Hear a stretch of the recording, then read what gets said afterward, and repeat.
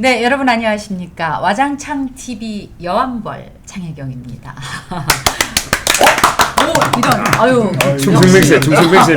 일벌들. 아직, 네, 박수 소리 약한 것 같다. 아직 지금 주제 얘기 안 했습니다. 네. 자, TK권대들의 화끈한 토크쇼. 길길 빠바! 예, 이제 시작하겠습니다. 네. 한 주간 어떻게 지내셨어요?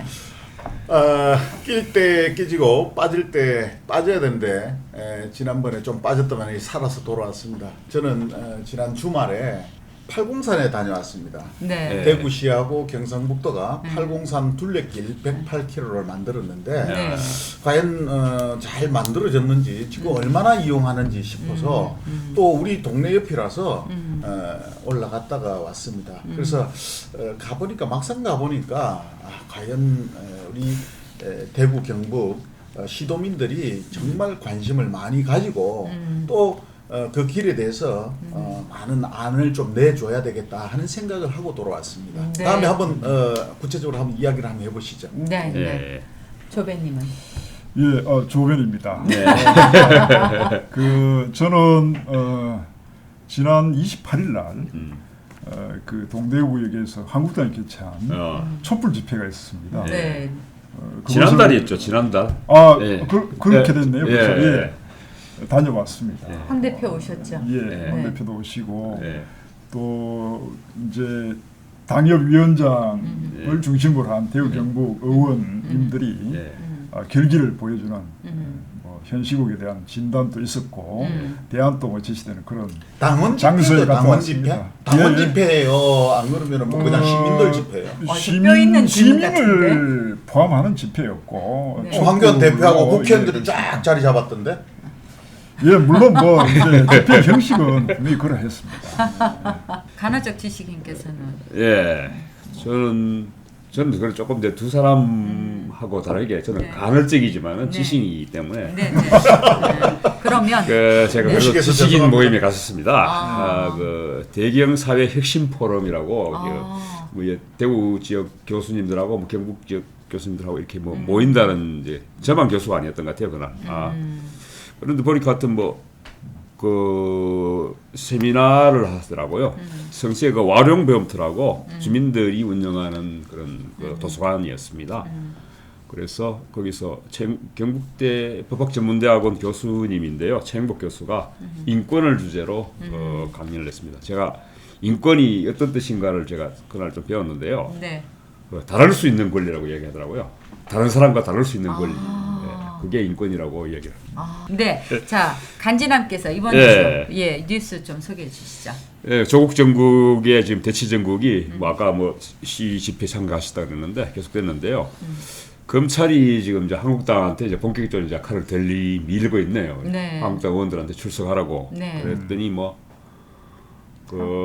황교안 대표가 대신 뭐 자기가 대표로 조사받겠다 하고 갔는데. 네. 5시간 넘게 조사받는데 아무 조사받은 내용이 없더라고요. 보니까 아무 말도 안 했다 그래가지고 묵비권을 냈는지. 네, 묵비권. 예, 그래서 뭐 그렇게 긋는 것 같고. 그러고 대통령이 또 그 검찰에 자체 개혁안을 내놔라 뭐 이렇게 이야기를 했는데 이것도 저는 같이 좀 프레임으로 가지 않느냐. 조국 정국에서 검찰 그 개혁 정국, 사법 개혁 정국으로 지금 정부 여당이 옮기고 싶어하지 하는 어떤 그런 몸부림이지 않느냐는 생각이 들어요. 그래서 아마 지금 그러자마자 말 떨어지기 무섭게 바로 받아서 검찰이 하루 만에 검찰 개혁안을 내놨어요. 네. 특수부 뭐 중앙지검하고 몇 군데 빼고 특수부를 폐지한다든가 이런 자체 개혁안을 내놨는데 뭐 이게 어떻게 자체 개혁안이 정부가 얼마나 받을지 모르겠고요. 그러고 포항에서도 뭐 생활 폐기물 에너지와 시설 가동과 관련해서 주민 소환 뭐 지금 시의원들 주민 소환하는 거죠. 네. 그리고 아마 또 군위에서도 지금 곧 주민 투표를 할 것 같아요. 공공항 문제 이전 가지고 뭐 그저께인가요? 지금 대통령도 국권의 날 여기 방문해 가지고 대구 군공항 K2 공항을 확실히 옮겨주겠다. 뭐 신문을 보니까 공공항 이야기는 없고 아예 대공항을 옮겨주겠다는 이야기를 했는데. 대공항이 아니고 공공항입니다. K2 공항 옮겨주겠다는 얘기입니다. 그런 얘기를 했는데 그리고 또 권영신 시장이 서울 가서 그 대구 지역 국회의원들하고 예산 예비를 한다고 가서 가는데 지금 그 대구 지역 국회의원 몇몇 여리적이죠. 그 시청사이신 분들이 좀 심장이 상한 분들이 좀 있어요. 내년 자기들 선거도 해야 되는데 자기 지역에 안 오면 탁이 있거든요. 그분들은. 그래서 권 시장한테 몇 마디 한 모양이에요. 그래서 서로 얼굴 붉히고 뭐 가문 지르고 했던 모양이에요. 정치하시는 분은 오로지 표만 신경 써요. 포항시의원 주민소환 네. 투표제는 네, 유황벌님 나와버리니까 네, 먼저 네. 또 그게 어째 됐는지 이야기를 한번 네, 주시죠. 네. 예. 일단 그 주민 소환제라는 것이 이제 지방자치단체장이나 그죠? 지방 의원들이 잘못하면은 이게 주민들이 좀 제재를 가할 수 있는 그런 네. 제도잖아요. 뭐 나중에 좀 자세하게 네, 설명 네, 좀 네. 해주시고 문제는 이제 생활쓰레기 매립장인데요. 네. 그 사실 생활쓰레기를 매립할 장소가 점점 없어지죠. 그러니까 SRF라고 해서 이것을 이제 한 850도에서 900도. 그러니까 이거 먼저 고형으로 연료를 만들어서 여기 열을 가해서 전기를 유출해내는 아주 최첨단 시설이에요. 시설은 좋아요. 네. 근데 문제는 이것을 이제 포항시가 2016년도에 한 1,500여 건에 네. 들어서 시설을 했는데 이게 비행기 고도 제한 때문에 보통 일반 쓰레기 소각장도 굴뚝 높이가 한 150에서 200m 되는데 34m밖에 안 되는 거예요. 그러니까 여기서 뭐 포항공항 근처인가요, 거기가? 그렇죠. 예. 가깝죠. 예. 예. 그러니까 여기서 그 생활 쓰레기를 태우면서 나오는 그 악취라든가 뭐 다이옥신, 환경 오염 물질 이런 것들이 나온다. 이래서 주민들이 가동을 멈춰달라. 올해 2월부터 시청 앞에서 계속 시위를 하고 했단 말입니다. 네. 근데 그러면 이 지역의 국회의원 지금 주민 소환 받은 사람이 이낙연 자유한국당입니다. 박정호 시의원. 이게 이제 또 정치 문제로 가지 않을까 약간 염려가 되는데 이분들이 시위 현장에 나오지도 않고 주민 불편을 나몰라라 하고 하니까 이제 성이 난 거예요. 이제 그 엄마들이 초중고등학교 엄마들이 힘을 모아가지고 이게 주민 소환 투표가 이루어지려면 일단 발의 서명을 유권자의 20%를 받아야 된다 그러더라고요. 그 주민이 한 5만 명 좀 안 돼요. 예. 그러면 20% 되면 한 8,900명, 한 9,000명 정도 돼야 되는데 벌써 20% 넘어서 우리나라에서는 지금 주민 소환제가 언제부터 시작이 됐죠? 이게 2007년도부터인가 제가 시작된 것으로 알고 있는데 이제 세 번째 지금 투표를 한 12월쯤에 투표를 한다라고 하더라고요.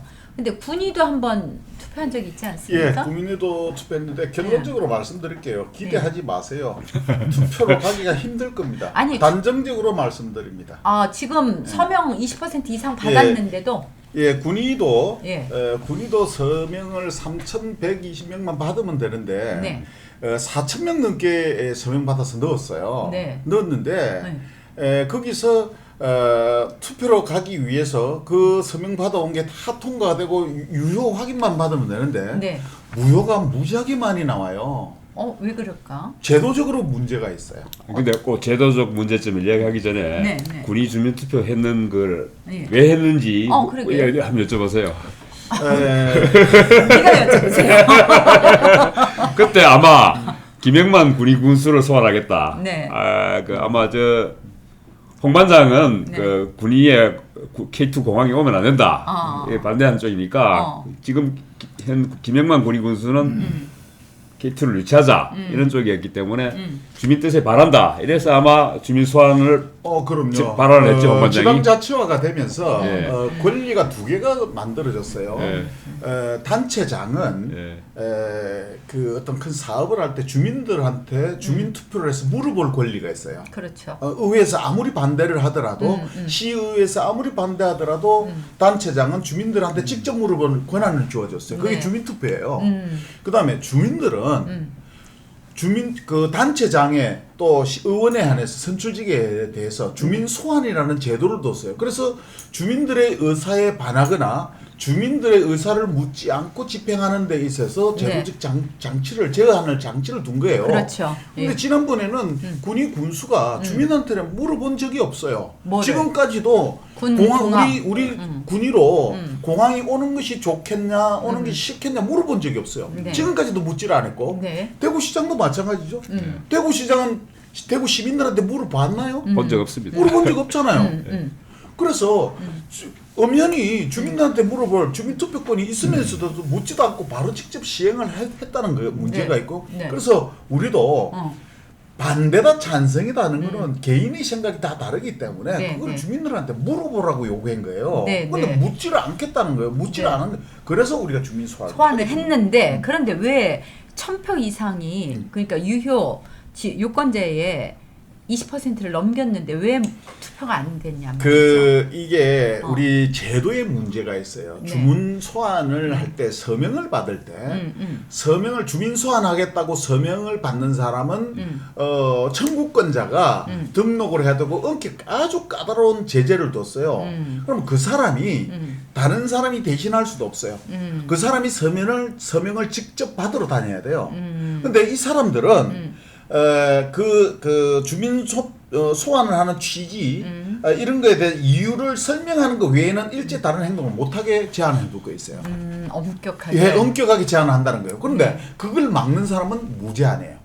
막는 사람은 이거는 거짓말이다. 뭐 찾아가서 이거는 해주면 안 된다는 거는 아무 제재가 없어요. 네. 근데 서명을 받는 거는 무제하게 제한을 하고 있다는 거에 네, 문제고요. 그 다음에 서명을 했는데 그 주민 소환 대상자가 서명 받은 게 의심스러울 수 있다. 자필이 아닐 수도 있고 그 허위 기재가 될 수도 있다. 뭐 그런 생각 가질 수 있지 않습니까? 네. 그럼 그걸 확인을 해야 되는데 확인을 하는 게 이게 웃긴다는 거예요. 그럼 본인이 서명을 직접 했냐 안 했냐 이것만 확인하면 되는데 네. 거기에 성명, 주민등록번호, 주소, 자필하는 서명 모든 걸 다 오픈하고 복사까지 다 해요. 그래서 그거를 아무나 와서 볼 수 있도록 해놨다는 겁니다. 요즘 같이 개인 정보를 함부로 그럼요. 유출하면 안 개인정보 되는데. 유출을 하면 안 되는데 그럼 네. 이름을 가루든 무슨 주민등록번호를 가루든 뭘 갈아야 되는데 네. 그것도 없이 다 오픈해요. 네. 그럼 어떻게 하느냐. 주민소환 대상자는 네. 자기 친인척, 학연, 혈연 다 동원해서 서명부 확인을 해요. 네. 그래서 본인들이 그거를 사진을 찍던 어떻게 알고 나와서 집집마다 가가호호 방문해서 다 설득을 합니다. 그럼 완전 개인정보 유출이죠. 그럼요. 네. 그러니까 이게 나는 서명을 할 때는 했는데 나중에 와서 사정을 하니까 그래? 그럼 뭐 내 하나 번복해도 관계없다 그래서 번복을 합니다 이제. 그거 해줄 때 난 몰랐어. 나는 그건 줄 몰랐어. 이렇게 해서 나는 서명할 의사가 없다라고 번복해버립니다. 그래서 이제 하나 전부 다 무효표가 되는 거예요. 그래서 네. 군의군에서 22사람이 모자라서 투표를 못했던 겁니다. 그러니까 네. 이게요. 네.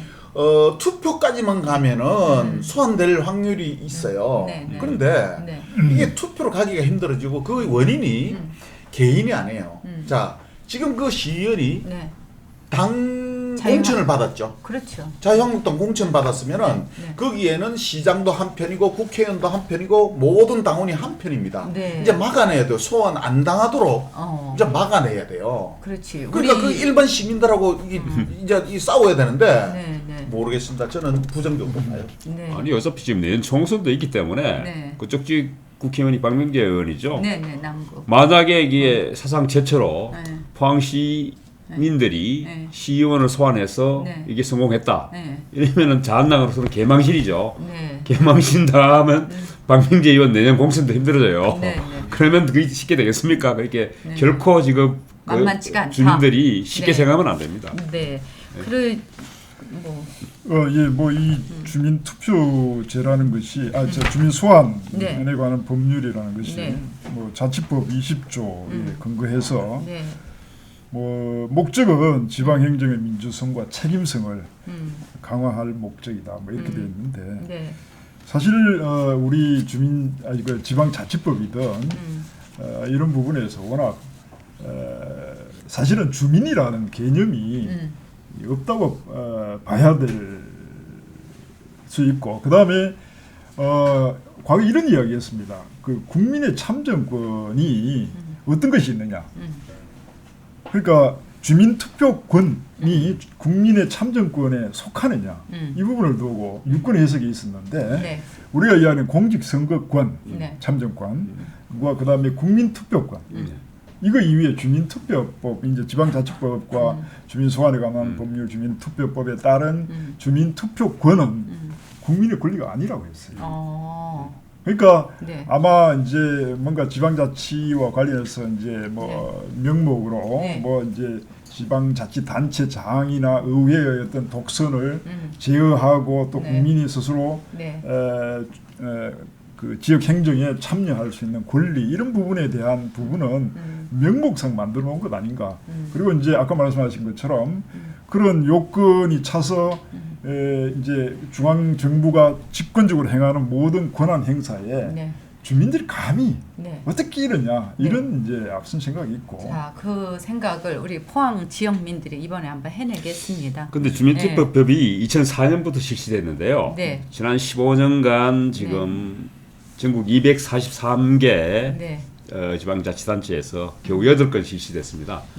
제가 그 중에 지금 기억나는 거는 삼척에서 아마 원전 그 반대인가 그게 아마 유일하게 유일한 건 아닙니다만 이렇게 제가 하여튼 기억에 남습니다만은 주민의사에 반해서 이게 아마 자치단체장이 신청해서 주민들이 이제 그걸 했던 그런 정도의 기억밖에 지금 없거든요. 그러니까 이제 그게 아까 말씀하신 것처럼 자치단체장이 신청하는 것이 있고 네. 주민이 신청하는 것이 있고 예. 이거 이번에는 이제 주민이 신청해서 하는 건데 요거는 이제 올해 예. 세 번째예요. 예. 그러니까 하남시에서 2007년 12월에 있었고 그다음 제주도에서 있었는데 네. 지금 그러니까 주민 투표를 하기 위해서 발의하는 서명이 유권자의 20%이고 예. 20% 서명을 받아서 이제 투표 자체가 실시되면 네. 그 비용은 지방자치단체에서 모든 비용을 대서 투표를 하는데 투표율이 네. 3분의 1이 넘어야 돼요. 네. 근데 지난 두 번에 해서는 3분의 1이 안 넘어서 아예 네. 투표율이 3분의 1이 안 넘어서 아예 개표 자치를 안 한 거예요. 그러니까 그 결론은 한 번도 된 적이 없는 거고 이번에 어쨌든 서명이 20%를 훨씬 넘어섰으니까 투표가 돼서 일단 가결되고 안 되고를 떠나서 투표율이 3분의 1만 넘으면 최초로 우리 포항시가 한번 해내는 거예요. 그래서 저는 잘 떨어지고 안 되고를 떠나서 투표율이 넘어서 한번 전국적으로 한번 뭔가 보여줬으면 좋겠습니다. 그 아까 지금 네. 홍 반장 말씀하신 것처럼 네. 이 이제 그 절차와 관련해서 네. 선관위가 또 이제 관련 단체들 그러니까 그 대상자 되는 분들이 그 유효 투표라는 부분을 하나하나 네. 체크해 들어가는 거죠. 선관위에서 하더라고요. 예, 그 그거를. 체크에 들어가는 과정이 네. 어떤 잣대를 가지고 어느 정도 엄격하게 들어가느냐 이 부분이 아직까지 절차상 명확하지 않은 것 같습니다. 그래서 네. 아마 의도를 가지고 한다면은 아까 어렵지 말씀하신 않겠나. 것처럼 많은 표들이 무효표가 될 가능성이 많고 또 기간 뭐 또 여러 가지 뭐 그 당시 투표의 명부 뭐 이런 부분과 관련해서 대조에 들어가면서 네. 소위 말하는 날려버릴 유효표가 많아질 가능성이 제가 예를 하나 네. 들게요. 네.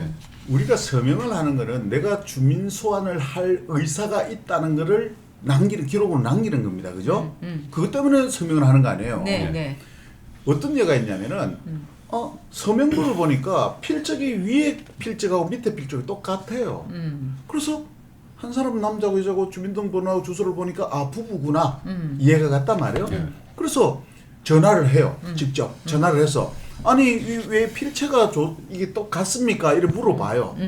그러니까 그 우리 신랑이 적었어요. 이랬답니다. 그러면 본인은 여기에 그 의사가 있습니까? 없어요? 나도 당연히 주민소환 하죠. 찬성이죠. 근데 왜 본인이 서명을 안 했어요?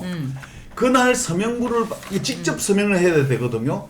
청구권자가 직접 서명을 받아야 돼요. 그냥 다른 사람 통해서 받는 게 아니고. 그래서 그날 서명을 해달라고 집에 찾아왔을 때 내가 샤워를 하고 있었어요. 그래서 우리 신랑한테 내가 옷을 입고 나갈 수가 없으니까 우리 신랑한테 나도 서명할 때 좀 해달라 그랬다. 아니 그러니까 본인이 주민소환하는 의사가 확실해요. 그리고 또 확인 갔을 때도 내가 샤워를 하고 있었기 때문에 신랑한테 해주라 했다. 그럼 이게 유효로 가야 되는데 확인을 다 해놓고도 본인이 안 해놨다는 거로 무효가 되는 거예요. 이렇게 엄격하게 한다고. 그리고 지금 행안부 주민투표법 개정안이 있습니다. 지금 네. 정부에서 말하는 게 지금 이게 오히려 지금도 문제점이 많은데 계약시키려고 하고 있거든요. 네. 네. 지금 주민투표 개표를 위한 최소 투표율 3분의 1 규정을 폐지하는 대신에 가결 요건으로 유권자 전체의 4분의 1 찬성을 지금 요구하고 네. 있습니다. 투표권자 전체에 있어요. 예, 이렇게 되면은 네. 주민투표의 경우 투표율이 3분의 1인 경우 네. 투표자의 75% 이상이 찬성해야 가결됩니다. 그리고 투표율이 20% 5%가 되지 않으면은 네. 투표가 100% 투표자 100%가 찬성해도 무효가 되는 거죠. 결정된 거 아니 아니에요? 결정된 건 아니고 네. 행자부 개정안인데 이 개정안이 그 김부겸 의원이 이 행자부 장관 할 때 만드는 거 아닌가 몰라? 그거 라이벌이잖아. 그거 좀 자청해놔 봐. 그거. 완전히 계약이네 계약. 네. 그 우리가 이제 주민 투표에 말씀하는 순수한 주민 투표는 아까 말씀하신 네. 주민 투표 그러니까 이제 어떤 지자 단체장이나 지자 의회가 행한 공권력 행사에 대해서 주민들이 들고 일어나서 그걸 저지하고 폐지해 버리는 네. 주민 투표가 있고 네. 그다음에 그네들이 아무 일도 하지 않을 때 일어나서 네. 이제 이야기하는 주민 발언이라는 게 있고 네. 아까 말씀하신 주민 소환은 네. 이제 적극적으로 끌어내리거나 아니면 네. 정당성에 대한 이제 체크를 하는 이런 세 가지가 있는데 네. 네. 아까 우리 이제 그 홍 반장님이 이야기하신 이제 공공항 이전과 관련해서 네. 또 주민 투표를 활용하는 경우가 있습니다. 그러니까 우리가 이제 주민의 기본권 지방자치 차원에서 이야기하는 아까 말씀드린 그런 세 가지 유형이 있고 네.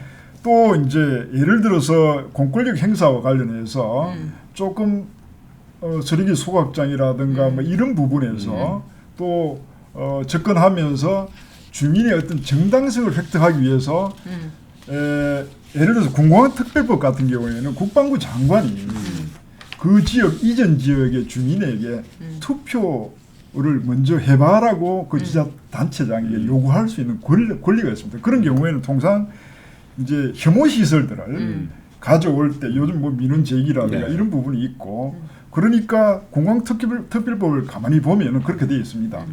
그런 혐오 시설 가져오는데 누구 주민들 다 동의하느냐? 또 그리고 이전 그 주변 지역에 주민들에게 어떻게 특례주고 지원해주는 그런 것들을 포함하는 법률입니다.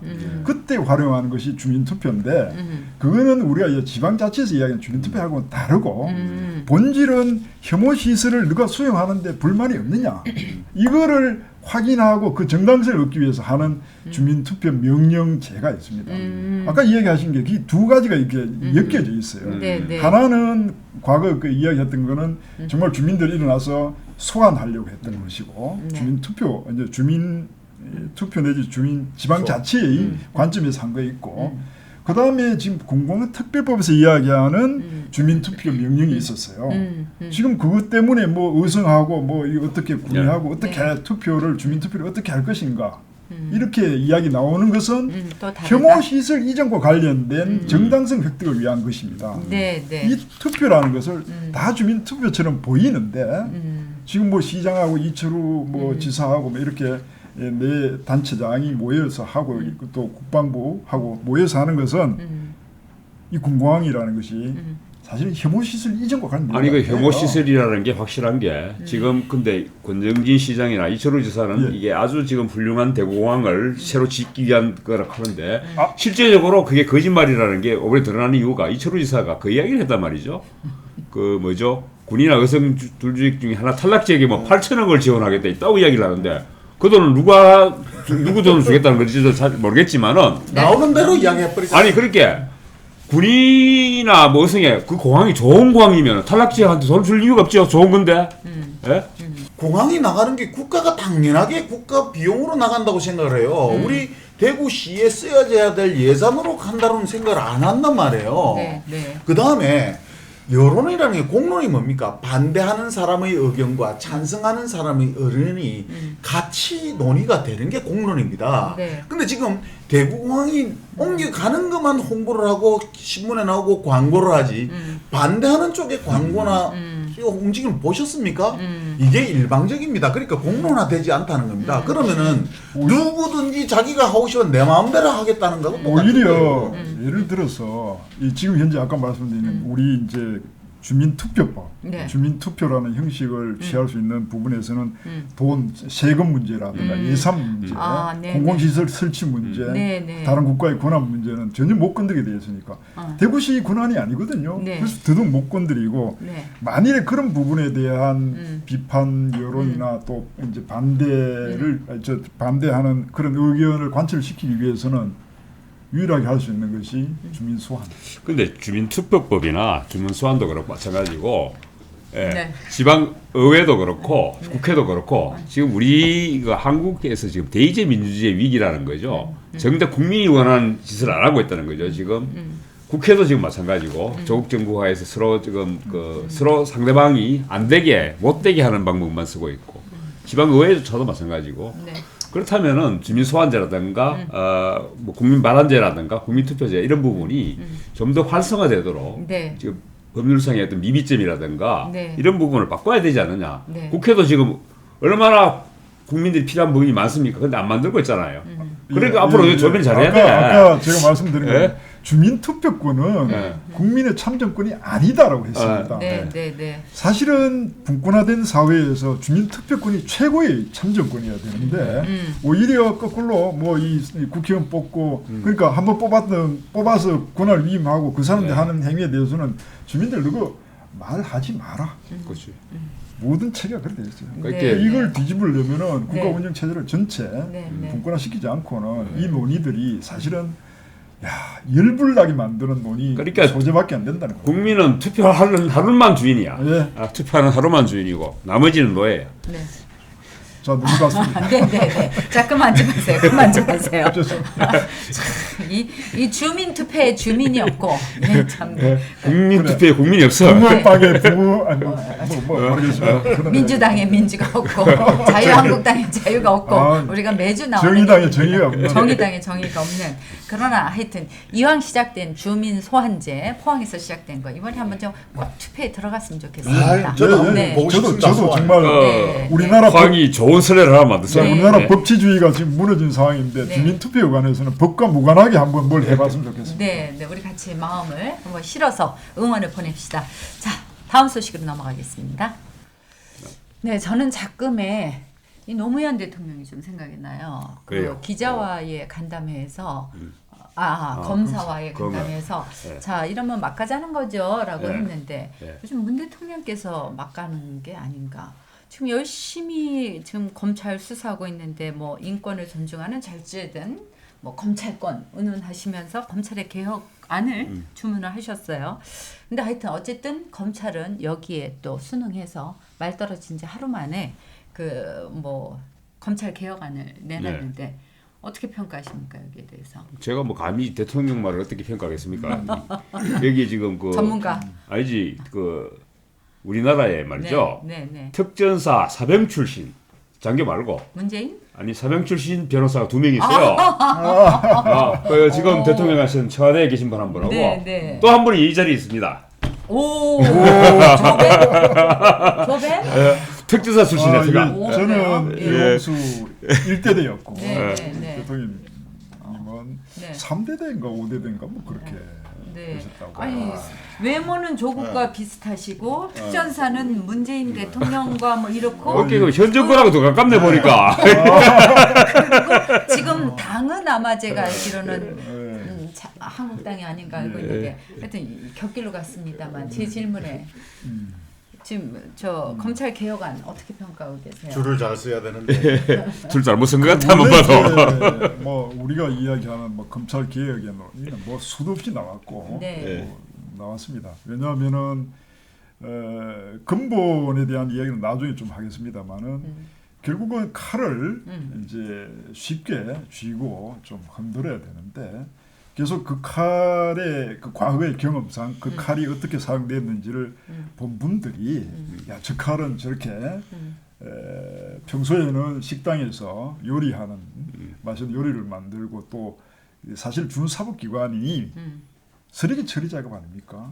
사회의 질서를 유지하고 하는 그런데 유용하게 쓰이던 칼이 오늘 갑자기 이 나를 향하더라 이런 경험이 있었던 분들이 네, 네. 이거는 칼자를 무디게 해야 된다고 수없이 이야기했어요. 그러니까 근데 요 검찰의 최근에- 쓴맛을 본 사람들이 예, 예. 쉽게 얘기하면 요 최근에 자기는 이제 검찰 개혁 해야 된다고 이야기하고 뭔가 이 칼날을 좀 이렇게 약하게 하려고 했는데 갑자기 그 칼이 이건 의도와 다르게 네. 뭐 명분과 의도가 막 이게 섞여가지고 네. 막 이런 혼란스러운 사태가 오고 네. 또 논의의 핵심들도 저는 어느 쪽으로 가는지 갈 필요는 모르겠어요. 근데 의도가 뭔지도 모르겠고. 지금 사실은 일반 국민들은 검찰 조직에 대해서 잘 몰라요. 그 직제도 그래요. 보통 그 회사에서는 차장 위에 부장입니다. 근데 검찰은 부장 위에 차장이에요. 그럴 뿐더러 뭐 지금 특수부, 형사부, 뭐 공안부 뭐 지금 많지 않습니까, 그죠? 그런 부분에 그 검찰 직제에 대해서 이야기 좀 해주시고 특수부라든가 형사부 뭐 하여튼 이런 데에서 검찰들이 직접 수사를 하는 부분에 대해서 이야기를 좀 일반 국민들이 잘 모르니까 일단 그런 이야기를 잠깐 조변이 이야기해 주시죠. 예, 뭐 우리 이제 일반인들이 접하는 검찰이라는 것은 이제 일반 네. 정치인들이 아닌 네. 일반인들이 접하는 검찰이라는 것은 이제 수사권을 지휘하는 지휘라는 것은 우리가 예를 들어서 고소나 고발을 하게 되면은 또 아니면 피의자가 되면은 우선은 수사를 한 99% 이상은 특수한 수사 빼고는 대개 이제 경찰서로 넘겨서 그 경찰 사법 그 기관에서 조사를 형사부에서 조사를 하고 이렇게 이제 송치를 해서 검찰이 최종 수사 종결을 합니다.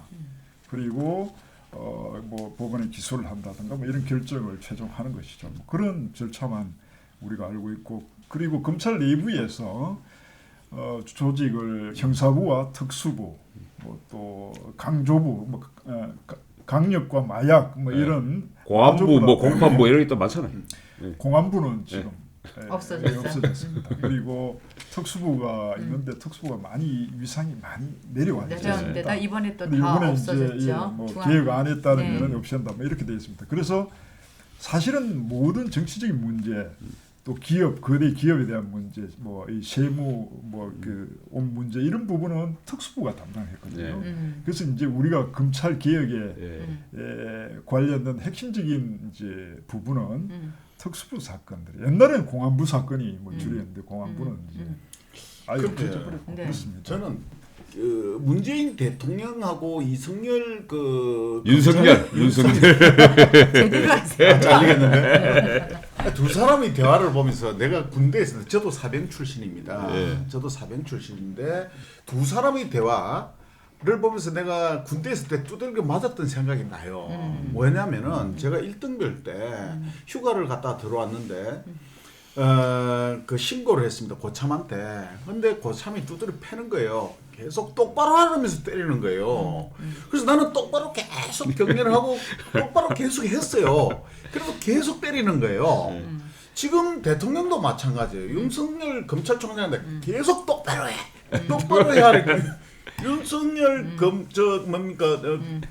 총장도 계속 자기는 똑바로 하는 거예요. 제가 두드리를 맞았을 때하고 심정이 똑같아요. 오케이. 나는 비유가 정말 좋습니다. 중립적으로 똑바로 하고 있는데 계속 대통령은 똑바로 해라 그러니까 어떻게 해야 될지 모르는 거예요. 근데 그 장면을 보는 국민들도 똑같아요.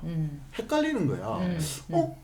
중립을 하면서 살아있는 권력도 막 이렇게 수사를 하고 똑바로 하라고 하고 있는 것 해놓고? 같은데 계속 검찰 개혁을 해야 된다고 하니까 국민들도 이게 뭐 헷갈리는 그럼 뭐를 똑바로 못하는 건지 그러니까 무슨 네가 이걸 잘못하고 있다라고 지적을 해주면 그걸 고치면 되겠는데 그런 말을 안 하고 계속 똑바로 하라 그러니까 헷갈리는 거예요. 이 부분에 대해서 뭐를 잘못하고 있는지 뭐를 어떻게 해야 될 건지를 우리 조변이 한번 뭐 아니요. 이게 검찰개혁정에 아니, 제가 여왕벌입니다.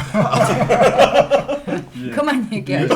아니 그런데 지금까지 검찰 개혁을 했던 검찰의 많은 그 적폐들과 요즘 그 문정부 쓰는 문자이긴 합니다만은 네. 검찰의 제19 봐주기부터 해가 많은 검찰들의 비리들이 사실은 제대로 수사되거나 처벌받은 적이 없습니다. 네. 그런 부분 때문에 지금 사실 고위공직자 뭐 비리수사청가 나왔는데 저도 사실 공수처 부분에 대해서는 저는 사실 별로 찬성하는 쪽은 아닙니다. 네. 그렇지만 검찰에서는 개혁을 해야 된다는 데서는 저도 뭐 검찰에 불려가 본 적은 없습니다만은 그러니까 지금 예. 제가 질문한 게 많은 분들이 조국에 대한 수사는 이루어져야 된다. 아주 정의롭게 우리가 늘 얘기하는 이루어져야 된다. 그러나 또 검찰도 개혁돼야 된다. 이게 또 국민들의 의견인 것 같아요. 그런데 정말 검찰 개혁이 뭘 개혁해야 되는지 그걸 국민들이 알고 과연 말씀을 하시는지. 그런데 제가 지금 네. 그 검찰 개혁 얘기 나온 부분에서 두 가지더라고요. 제가 지금 이해하고 있는 수준에서 제가 이제 앞으로 조변이 이제 보완해 주겠지만은 저는 지금 이제 과연 이제 고위공직자들의 어떤 비리 수사를 제대로 했느냐 검찰이 권력이 입맛대로 왔지 않느냐. 네. 그리고 그 하나에서 검찰 권력을 견제하기 위해서 이제 네. 수사권을 경찰에 일정 부분 넘기겠다. 네, 네. 저는 이 두 가지가 지금 검찰 개혁에 그걸로 돼 있다고 생각이 들거든요. 네, 네. 또 다른 건 아니요. 아니 정확한 그러면 네. 맞는데 네. 그러면 검찰이 권력의 입맛에 맞춰서 지금까지 해왔어요. 예. 그러면 그 검찰의 권력을 그러면 경찰로 간다고 해서 예. 경찰은 그러면 권력의 입맛에 안 맞추고 정말 의지를 갖고 예. 권력으로부터 완전히 해방돼서 할 수 있는 건가요? 그게 법적으로 보장되는 아니, 겁니까?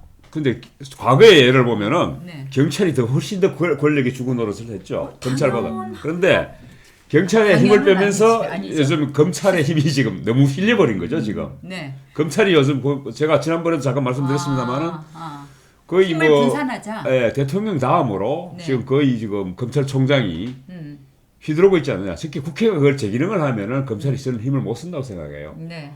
여야가 서로 다투면서 정치적 사실 국회라는 데가 없는 법도 만들으라고 국회를 둔 거예요. 법을 만드는 게 헌법기관입니다. 두드리면 소리 납니다. 예. 그런데 법을 만들기는커녕 그 법 가지고 서로 저끼리 타협과 조정이 안 되다 보니까 치고받다가 안 되면 검찰이 가져가요. 그러면 검찰이 힘이 세지죠, 당연히. 그리고 검찰이 힘이 세도록 만들어놓고 또 검찰 개혁을 하겠대. 원래 이제 이렇습니다. 제도 자체와 관련해서 아까 검경 수사권 조정이나 뭐 또 아까 말씀하신 고위 공직자 범죄 수사처 공수처. 예. 네. 이 부분에 대한 네. 이제 그 권한 조정 이 부분이 이제 뭐 패스트 트랙에 올라가 있지 않습니까? 네. 그래서 이 부분이 이제 중점이 되는데 검찰이 이제 그 수사라든가 기소권 뭐 이런 부분 행사와 관련해서 옛날에 뭐 별건 수사하거나 피사실 막 흘려버리거나 이래서 당한 사람들이 많은 거죠. 그렇죠. 그거는 권한을 남용한 거지, 행사한 오남용한 거지. 남용이고 그 부분은 뭐 당연히 이제 고쳐져야 소위 말하는 되고. 이제 뭐라 하고 국민들이 관심을 갖기 시작하면 없어지지 않겠나. 그러니까 제도 부분은 고쳐야 되는 것이고 네, 네. 여전히 뭐 이제 또 지금 남는 게 뭔가 그 특수부 축소 네. 또 뭐 인사권 검찰 인사를 누가 갖느냐. 인사권 때문에 모두가 이제 목이 달려가지고 위에서 지시하는 대로 물론 검사 통일체 원칙이라고 하지만 사실은 검사장 승진이라든가 뭐 또 이런 그렇죠. 그런 이제 인사권을 직위, 가지고 인사권 있으니까. 이것 때문에 목이 네. 걸려 있으니까 네, 네. 이런 부분이 이제 앞으로 향후 남은 과제로 아니, 우리가 나는 그런데 한국당한테 불만인 게 네. 그거예요. 나도 사실 고위공직자 비수사처를 만드는 부분에서는 반대를 하는데, 그럼 검경수사권도 분리해야 되는 입장인 것 같은데, 네. 과연 한국당 입장이 뭔가 하는 걸 한 번도 난 들은 적이 없어요. 반대만 했지. 자 저는 막 분량 때문에 제가 아니, 조금 아니 근데 지금 민주당이 추진하고 있는 고위공직자 비수사처의 문제점을 한번 좀 쉽게 국민들이 이야기 쉽게 네, 네. 하고 네. 그 다음에 한국당은 대안이 뭔가 그 내가 국회 가면 뭐 만들 건가 이야기해봐라고. 저는 국회 가게 되면은 네. 검찰 관련해서 인사권 관련해서 네. 대폭 수정을 해야 됩니다. 아까 말씀드린 것처럼 네. 우리가 사회의 어떤 뭐 이 극단적인 표현입니다만 사회 쓰레기 처리 작업은 효율적으로 하면 돼요. 그죠? 딴짓하지 말고 효율적으로 하면 돼요. 쓰레기 처리하는 사람이 갑자기 음식 만드는 데 뛰어든다든가 이러면 안 된다는 거죠. 그래서 그 원래 직분을 그대로 지키게 만드는 유일한 방법은 인사권만 통제하면은 그러니까 권한은 검찰이 갔든 경찰이 갔든 저는 뭐 크게 상관할 바가 아니라고 생각합니다. 그러니까. 주민이 네.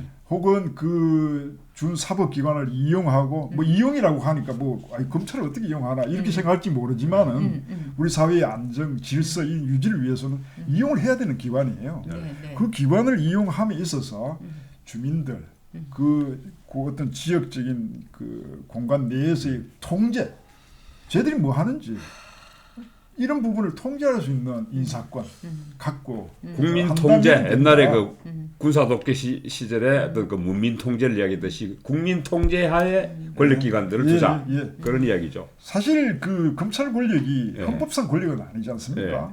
헌법상 그렇죠. 기관도 아닙니다. 예. 그래서 이 권력이 막 그 제가 맨날 이야기합니다만은 대통령, 국회가 서로 이 양대 권력이 서로 싸우면은 싸우면은 이제 주목을 못 하니까 법대로 하자 이래 돼가지고 넘어가는 것이 최초 넘어가는 것이 네. 검찰이에요. 네. 그러니까 그게 이 내 칼이 될지 상대방 칼이 될지 아무도 모르니까 서로 빼앗으려고 하고 있고 그 안에서 암투가 일어나면서 갑자기 검찰이 아무것도 아닌데 이게 비대해지는 것처럼 보이는 거죠. 이게 핵심이에요. 그러면 나도 봤을 때 고위공직자 비리수사처가 만들어지면은 네. 만약에 혹시 정권이 싹 바뀌어서 한국당이 가져간다면은 네. 아마 지금 정권보다 더 잘 활용할 수 있는 정당이 난 한국당이라고 보는데. 칼은 이 증거의 보도가 될 수 있으니까 네. 잡으려고 합니다. 지금 검찰 개혁이라는 것도 이 검찰이 정의의 선의 편에 서고 국민의 편에 서서 법 집행을 해달라는데 권력자의 신여가 되는 걸 우려하는 게 그게 검찰 개혁의 원 취지란 말이에요. 그렇죠. 그런데 이게 네. 뭐냐면은 네. 지금 우리 국민들이 보기에는 서로 창을 하나 더 가진 누가 창을 더 가질 거냐 무기 하나를 더 가지는 것처럼 보여요. 네, 네. 지금 문재인 정부에서 지금도 힘이 센데 거기다 검사를 또 가죠. 그러니까 검사리 호락호락 하자니까 민법을 검사화 만들어서 내가 이 권한에 이 힘에다가 무기를 하나 더 지겠다는 것처럼 보이는 거예요. 네, 네. 그러니까 자 보세요. 지금 살아있는 권력도 똑바로 하라니까 똑바로 하고 있잖아요. 네. 만약에 지금 검찰 같으면은 검찰 개혁할 이유가 없어요. 네. 아니 살아있는 권력도 법 집행을 하고 소환을 하는데 왜 검찰 개혁을 해요? 지금 국민이 볼 때는 그래서 이번 조국 사태가 아주 중요해요. 네. 저는 근데 자치경찰은 이야기 나오면서 왜 자치검찰 얘기는 안 그러니까 나오느냐는 제 거지. 얘기가 지금 그 얘기예요. 네. 그러니까 그러면서 인사권을 예. 아까 지금 계속 얘기하잖아요. 인사권을 대통령이 다 쥐고 있는데 지금 언론 통제하는 것도 결국 인사권 지상파 KBS, MBC 다 인사권 뭐 정부가 갖고 그렇죠. 있으니까 통제가 되는 거 아니에요. 예. 그러니까 우리 유튜브가 살잖아요. 그렇죠 덕분에. 그러니까 이거 자치검찰제 지금 말씀하신 대로 인사권을 어떻게 지금 국민이 민간에 가질 수 있는 넘기는 방법 없어요? 민간위원회에 넘기는 방안을 이제 우리가 예. 분권 논자들은 이제 입법 행정만 분권이 아니라 사법 분권도 네. 저희들 옛날에 논의를 많이 했습니다. 사법 분권 안에 네. 이 검찰 그 검사장 네. 네. 검사장을 주민들이 직선하는 거죠. 네. 네. 뭐 그런 형태. 아까 말씀하신 뭐 자치 경찰, 네. 그 지역이나 네. 뭐 어떤 지방자치와 연계되는 자치 경찰처럼 검찰 조직도 물론 뭐 검찰 동일체 원칙이라는 게 있어서 한계는 있습니다만은 그러나 그 사이사이에 검사장이 이 직선으로 뽑힌 검사장이 선임된다 해서 네. 동일체 원칙 훼손될 부분은 아닐 수 있거든요. 네. 네. 그래서 그러한 제도적 보완들을 해가는 것이 검찰. 저는 그래서 공수처 이야기 나왔을 때도 공수처보다는 그 자치경찰제가 나오면 어차피 지금 또 연방경찰이 우리가 연방제가 아니니까 중앙경찰은 뭐 정보라든가 수사 부분은 사실 또 그 기능을 전국적인 기능을 FBI처럼. FBI 같은 그런 어떤 그 중앙수사처를 두고 검찰과 서로 견제할 수 있도록 하면 어떻게 하느냐. 그리고 자치경찰은 뭐 생활 치안이라든가 이런 부분을 하면 되니까. 검찰도 저는 마찬가지 지역별로 아까 뭐 검찰 직선 방식이든지 어떤 식이든지 방식은 어떠 하더라도 뭐 위원회 위원회 뭐 검찰위원회를 두고 인사위원회를 두고 뭐 이렇게 선출하든 어떤 식으로 두든지 간에 국민이 통제할 수 있는 권력을 만들자는 거죠. 네, 저는 네. 그런 방식의 네. 분권형 어떤 그런 어떤 검찰 개혁안이 나와야 되는데 네. 지금 보면은 지금 과연 그 문재인 정부가 분권형 개헌을 하겠다고까지 이야기를 했으면서도 불구하고 실제 한 행동들은 전부 거의 중앙집권적이라는 거죠. 네. 네. 지금 고위공직자 비리수사도 마찬가지죠. 그래서 지금 제가 볼 때 이게 이제 법하고 제도라는 거는 법하고 맞아야 되는데 검경수사권도 마찬가지예요. 검경수사권이 만약에 우리 검찰에서 수사권을 경찰로 주면은 이거 안 되는 거 아닙니까?